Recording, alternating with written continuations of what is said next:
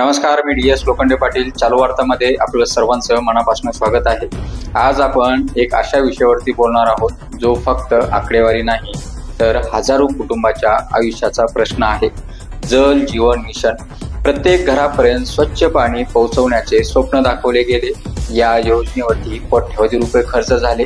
कंत्राटदारांनी जीव तोडून काम पण केलं, पण आज या योजनेमुळेच एक तरुण कंत्राटदार आपलं जीवन संपवतो, कारण याला त्याचे 1,40,00,000 रुपये मिळाले नाहीत. प्रश्न फक्त एका तरुणाचा नाही, प्रश्न कंत्राटदाराच्या बाजूने बोलण्याचाही नाही. प्रश्न आहे शासनाच्या बेफिकिरीचा, प्रश्न आहे प्रशासनाच्या संवेदन शून्यतेचा, प्रश्न आहे त्या हजारो कुटुंबाचा जो अजूनही नळाला पाणी येईल या आशेवरती जगतायत. प्रश्न आहे त्या सर्व प्रामाणिक कंत्राटदाराचा ज्याचे प्रामाणिकपणे काम करून बिलं अडकलेली आहेत. प्रामाणिक कंत्राटदार घाम गाळतो, डोंगर फोडतो, पाईपलाईन घालतो, स्वतःचे पैसे अडकतो, पण मोबदला कुठे? मोबदल्याची त्याला वाट बघायला लागते. कंत्राटदार म्हणतो मी कर्ज काढलं, घर तारण ठेवलं, पण शासनानं पैशाचीच ताटातूट केली. मित्रांनो, मी प्रामाणिक कंत्राटदार याविषयी बोलतोय.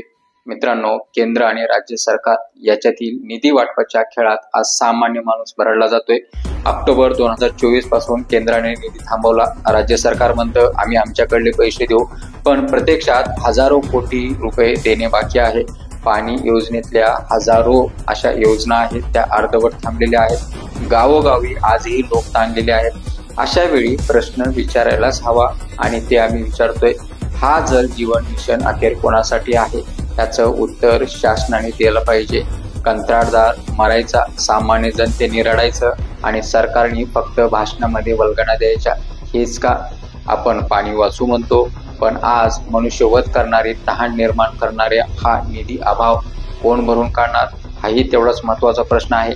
ही फक्त त्या एका कंत्राटदाराची आत्महत्या नाही, ही प्रत्येकाच्या स्वप्नाची हत्या आहे.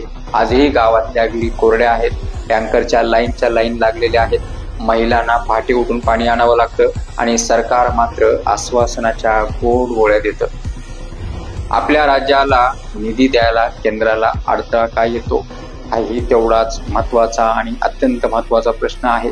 आणि त्याहून पलीकडं आपल्या राज्य सरकारला हे प्रकल्प पूर्ण करायला धडपड का करत नाही किंवा धडपड का नाही? आम्ही येथून सरकारला हे सांगू इच्छितो, तुम्ही पाण्याचा प्रश्न सोडवा, नाहीतर जनतेचा आक्रोश तुम्हाला सोडणार नाही. कारण तहानलेली जनता जेव्हा ओरडते तेव्हा सत्तेच्या गडगडाटालाही हादरे बसतात. कंत्राटदाराचा मृत्यू निष्फळ जाऊ देऊ नका. निधी तातडीने द्या, गावोगावची कामे पूर्ण करा, अन्यथा लोकांच्या संतापाला सरकारला समोर जावं लागणार आहे. शेवटी फक्त एवढंच, पाण्याशिवाय जीवन नाही आणि न्यायाशिवाय समाज नाही.